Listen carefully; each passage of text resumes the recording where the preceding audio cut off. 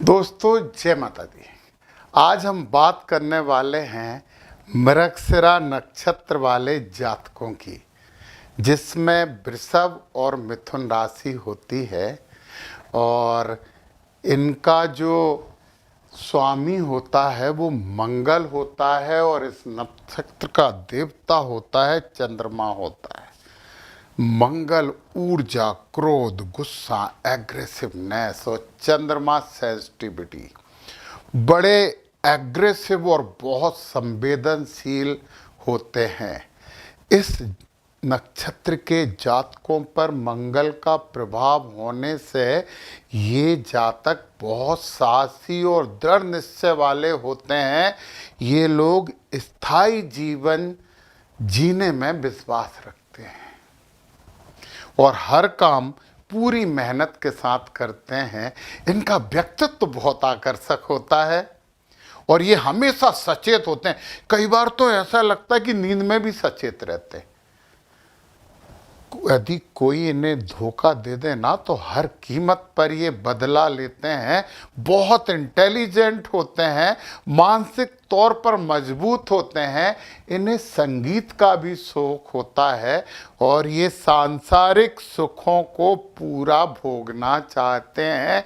हालांकि इस नक्षत्र में जन्म लेने वाले लोगों को कहा जाता है कि आप लोहपाद में जन्मे हैं, जो अच्छा नहीं है। परंतु यार इतनी अच्छी चीजें मैंने बताई है तो लोहपाद की बातें क्यों कर रहे हो? इस नक्षत्र में जो गुण है वो तामसिक प्रवृत्ति होती है, वर्ण शिकारी होती है, एग्रेसिव होते हैं, मृदु संचारी योनि सर्प होती है। और अब हम इस नवतारा चक्र और आपकी कुंडली में ग्रह, इनकी बात जरूर करेंगे। कौन सा ग्रह आपको धन देगा और वो ग्रह आपकी कुंडली में कहीं है तो कैसा होगा, इसकी बात हम थोड़ी सी बाद में करेंगे। पहले इस नक्षत्र के बारे में थोड़ी सी जानकारी और ले लेते हैं। खोज, शोध, ज्ञान, तृष्णा, यात्रा, गमन, संचार, जिज्ञासा, परिवर्तन और मानसिक चंचलता का प्रतीक है। ये मानसिक चंचलता जो आती है ना वो चंद्रमा की वजह से आ जाती है, परंतु ऊर्जावान तो ये रहते ही रहते हैं। मूल प्रतीक है मृग का मुख। मृग के मुख का चित्र घर में जरूर लगा लेना। ये सत्य, ज्ञान, अवसर है, नवीनता की खोज में हमेशा लगे रहते हैं। मृग देखा रुके नहीं रहते, बहुत तेजी से चलते हैं, भागते हैं, चंचल होते हैं परंतु तीव्रगामी होते हैं। ये बात तो ध्यान से सुन लीजिए। ज्ञान चाहिए, मानसिक सक्रिय रहते हैं, यात्राएं, परिवर्तन उन्हें बहुत पसंद है। हाँ, परिवर्तन चाहते हैं। ये मिश्रित प्रकृति और अत्यंत सूक्ष्मता के धनी होते हैं। क्या बात है। अब आप लोहपात को सुन के दुखी नहीं हो सकते ना? आगे सुनिए। चंद्र देवता होने के कारण मानसिक प्रक्रिया तीव्र थी। देखो चंद्रमा फैक्ट है, सेंसिटिविटी का कारक है, परंतु यार मन तेजी से चलता है चंद्रमा की वजह से। मंगल होते हैं तो आवेग भी है, गति भी है। तो हिरण जैसे ना सहज रूप से शोध करता है, रिसर्च के काम अच्छे करते हैं, एनालिटिक होते हैं, पर्यवेक्षक, लॉजिक इनके पास होते हैं, इनके पास तर्क बड़े अच्छे होते हैं। और जब ये तर्क से नहीं जीतते तो कुतर्क से जीत लेते हो, कुतर्क से नहीं जीते तो क्रोध से जीतने की कोशिश करते हैं। ये इनमें बड़ी चीज होती है। आध्यात्मिक प्रवृत्तियां देखें, नए जानने की खोज, नए देखने का अनुभव इन्हें करना होता है। बहुत ज़्यादा एनालिटिक पावर होती है, लॉजिक होता है और प्रश्न पूछने की एक स्वाभाविक प्रवृत्ति होती है। प्रश्न तो ये बहुत पूछते हैं। हमेशा मन में एक हल्की बेचैनी तो रहती है और ये अपनी खोज को हमेशा दिशा देने का प्रयास करते रहते हैं। सूक्ष्म दर्शन और गूढ़ जिज्ञासा, इनके दो धन हैं। हाँ, बहुत गहराई तक जाने की ये बात करते हैं, सोचते हैं। ध्यान, मौन, मंत्र जप और प्रकृति चिंतन से इनकी मानसिक ऊर्जा अत्यधिक संतुलित होती है। ध्यान करना चाहिए, पूजन पाठ करने चाहिए। कई लोग कहते हैं कि यार ऐसे ग्रह हैं तो पूजन नहीं करो, ये बिल्कुल गलत है। कुछ भी हो, कैसे भी हो, पूजन, आराधना, धर्म बहुत मायने रखता है। अंतर्ज्ञान और भविष्य धारणा में विशेष योग रहता है। मतलब ये जन्मजात एस्ट्रोलॉजिस्ट होते हैं, बिना देखे भी सही बात बता देते हैं। क्या कैरियर किस चीज में बहुत अच्छा हो सकता, मैं अभी ग्रह के हिसाब से भी बताने वाला हूं, ध्यान से सुनना। कुंडली की भी बात करूंगा और ये बिल्कुल उचित होगी। जहां पे एनालिसिस होता है, शोध होता है, कम्युनिकेशन होता है, ट्रेवल होती है और व्यापार कौशल की जरूरत पड़ती है, वहां ये ज्यादा सफल होते हैं। इनकी सफलता कोई रोक नहीं सकता। हमने बोला है रिसर्च के क्षेत्र में बहुत अच्छे हैं। चंद्र तत्व से जुड़े कोई भी काम, लिक्विड से रिलेटेड कोई सा भी काम, और तो और वाइन वगैरह का भी, परंतु वाइन का काम करने से पहले हमारी कुंडली में राहु की स्थिति भी देखना चाहिए, जो कि हम देखेंगे। नेटवर्किंग, मोबाइल वगैरह, लेखन बहुत अच्छा करते हैं, बड़ा गूढ़ लेखन करते हैं, बड़ा विश्लेषण वाला लेखन करते हैं। यात्रा एजेंसी भी कर सकते हैं। मार्केटिंग, सेल्स, विज्ञापन, खगोल विज्ञान, ज्योतिष, रहस्य, मैंने बोला ना जन्मजात ज्योतिषी होते हैं। जड़ी बूटी, आयुर्वेद, वन उद्योग इत्यादि इत्यादि, पशुपालन संबंधी कार्य भी कर सकते हैं। कला भी में भी हो सकते हैं और शेयर मार्केट। मैं बता रहा हूँ यहाँ पे जो मैंने कैरियर बोले, जब मैं सबसे लास्ट में आपको नव तारा और कुंडली से कैरियर बताऊंगा, जहाँ मैच होते हैं, वो कैरियर चूज कर लेना, आपको कोई रोकने वाला नहीं है। ये बात ध्यान रखिए और समझिए। खोज के लिए जाने जाते हैं। देखिए, देवता तो चंद्र होते हैं, ठीक है। प्रतीक होता है मृग का मुख। कोई भी खोज में लगा हुआ पशु, पता, नवांकुरित शाखा, जो पेड़ में जो नया अंकुर फूटता ना, वो भी इसका प्रतीक चिन्ह है, वो भी आपके लिए बड़ा शुभ है। पक्षी होता है कबूतर और पवित्र वृक्ष होता है खैर के वृक्ष की पूजन करना आपके लिए बड़ा शुभ होगा। मृग का मुंह लगाइए, मृग का बहुत अच्छा रहेगा आपका। अब इस नक्षत्र में यदि हमें कुछ समस्याएं उत्पन्न हो रही हैं, जो कि हो सकती है, क्योंकि नवतारा के आधार पर हमारे ग्रह थोड़े बेकार नक्षत्र में बैठ गए, तो कुछ समस्याएं तो होंगी।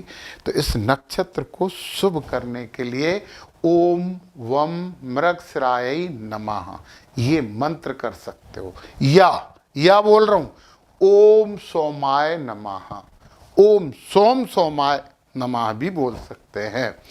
ओम श्राम श्रीम सोमसा चंद्राय नमः, ये मंत्र भी या लगा रहा हूं बीच में, इनमें से एक करना है, सब नहीं करना। और फिर ये एक मंत्र है, ओम चंद्र सोमाय विद्महे अमृत तत्वाय धीमहि तन्ना सोमा प्रचोदयात्। अच्छा मंत्र है। ओम चंद्रमा से नमः, ये भी या, परंतु अब या नहीं लगा रहा हूं, ये मंत्र आपको करना चाहिए। ओम वासुदेवाय नमः, ये मंत्र आपको जरूर करना चाहिए। ओम नमो भगवते वासुदेवाय, ओम नमो भगवते वासुदेवाय, आपको बहुत अच्छा लगेगा ये मंत्र। चलिए अब हम चरणों की बात कर लेते हैं। तो देखिए, दो चीजों का प्रभाव तो है ही आप पे। एक तो हो गए मंगल और दूसरे हो गए चंद्र। जब हम प्रथम चरण में जाते हैं तो स्वामी सूर्य हो जाते हैं, राशि वृषभ रहती है। प्रथम चरण में वृषभ राशि है, सूर्य और मंगल दोनों बहुत पावरफुल हो गए, एनर्जेटिक भी हो गए, लीडरशिप भी हो गई और मन में संवेदनशीलता भी हो गई। बहुत अच्छे होते हैं, पर थोड़े तुनक मिजाज हो जाते हैं। तो ऐसा मत करना, छोटी सी बातों पे एक्साइटेड मत होना। तो बहुत अच्छा चरण है। द्वितीय चरण में स्वामी बुध हैं। बुध बुद्धिमत्ता देते हैं। चंद्रमा क्या करते हैं, मन के विचारों में उथल पुथल करते हैं। मंगल ऊर्जा देते हैं। बुध की बुद्धि और मंगल की ऊर्जा चंद्रमा की उथल पुथल थोड़ी समस्या करती है। बाकी ये लोग बड़े अच्छे होते हैं, बहुत अच्छा रिसर्च वगैरह का काम ये कर सकते हैं।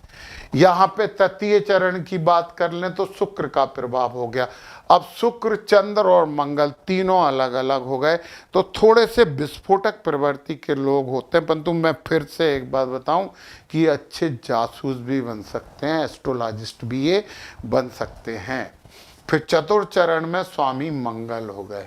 अब मंगल ही मंगल हो गए, मंगल चंद्र मंगल बहुत ऊर्जावान होते हैं, लड़ाई झगड़े जल्दी कर लेते हैं, थोड़ा बचना इससे, जल्दी से उद्वेलित और उत्तेजित मत होना, मन को थोड़ा सा योगा वगैरह से काबू रखना और नई चीज़ों की खोज में अपने आप को झोंक देना, तो आपकी बहुत सी समस्याएं हल हो जाएंगी। और परंतु इसमें जो राशि है वो मिथुन है, इसमें जो राशि है वो मिथुन है, तो तीसरे और चौथे चरण में जो राशि होती है वो मिथुन होती है। वो बात जो आप सुनना चाहते हैं उससे पहले एक जानकारी दे दूं, कृष्णमूर्ति पद्धति, यथार्थ परक पद्धति, और जब वो वैदिक ज्योतिष के साथ मिल जाती है तो चमत्कार होता है। उसी चमत्कार को हम जानेंगे और समझेंगे। इसके लिए मेरी क्लासेस शुरू होने वाली हैं और बहुत जल्दी मैं आपको सूचना दूंगा कि कितनी तारीख से शुरू होने जा रही हैं। एक अजीब सा यथार्थ परंतु रहस्यमयी दुनिया, संसार, उसमें हम प्रवेश करेंगे, तो आप जरूर ध्यान रखिए इस बात का। और 2026 का नक्षत्रगत और राशिगत पूरा भविष्यफल किसी भी राशि का चाहिए तो नीचे डिस्क्रिप्शन में लिंक है, उस लिंक पे क्लिक करके आप प्राप्त कर सकते हैं। और केपी क्लास की मैं बहुत जल्दी डेट अनाउंस करने वाला हूँ। चलिए अब हम तारा चक्र की बात करते हैं। ये संपत विपत क्षयम प्रत्यरी, मतलब ये अच्छा तारा, ये अच्छा तारा, ये अच्छा तारा, ये अच्छा और ये सबसे अच्छा, इतने अच्छे हैं। यहाँ पे गड़बड़ हो गई, यहाँ पे विपत आ गया तो हम थोड़ा सा कर दें, ये विपत हो गया, ये प्रत्यरी, और सबसे बुरा वध होता है। हमें इनकी बात नहीं करनी, हम जब नवतारा पढ़ेंगे तो बात करेंगे, परंतु हम तुम्हें दो तारों की बात करते हैं। एक संपत तारा जो आपको धन देने वाला तारा है, और एक अतिमित्र तारा जो आपको हर अच्छी और बुरी परिस्थितियों में साथ देने वाला तारा है। इन दोनों की बात करेंगे। तो देखिए, आर्द्रा, स्वाति और सदविशा, संपत्ति आपको देगा राहु। धन चाहिए, संपत्ति चाहिए, तो राहु महाराज आपको देने वाले हैं। तो राहु को कैसे ठीक करें और कैसे धन प्राप्त करें उसकी बात करूंगा।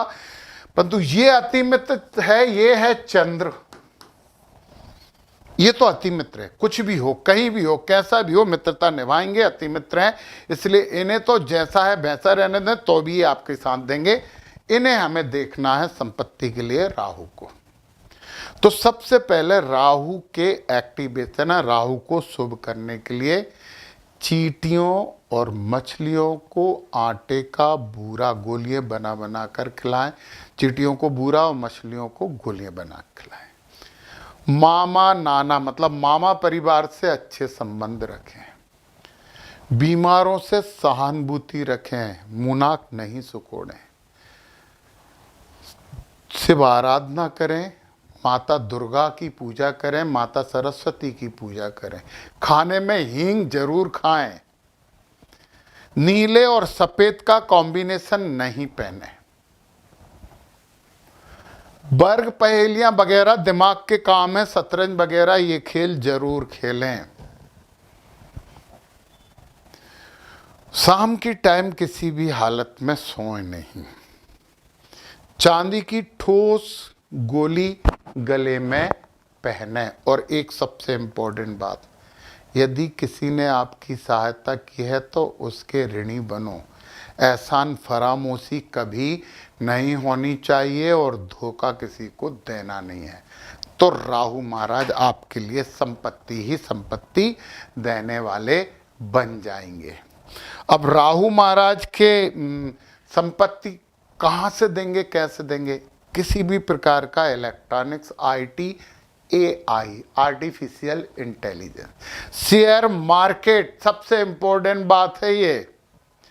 मल्टीनेशनल कंपनी में काम करिए। साइबर सर्विस बहुत अच्छी है, मार्केटिंग आपको बहुत अच्छी है, एस्ट्रोलॉजी और तंत्र आपके लिए बहुत अच्छे हैं। राजनीतिक उद्योग में भी आप बहुत अच्छा कर सकते हो। फिल्म बना लीजिए। ड्रग इंडस्ट्री भी आपके लिए बहुत अच्छी है। अब हम बात करते हैं कि राहु महाराज यदि यहाँ केंद्र में हैं,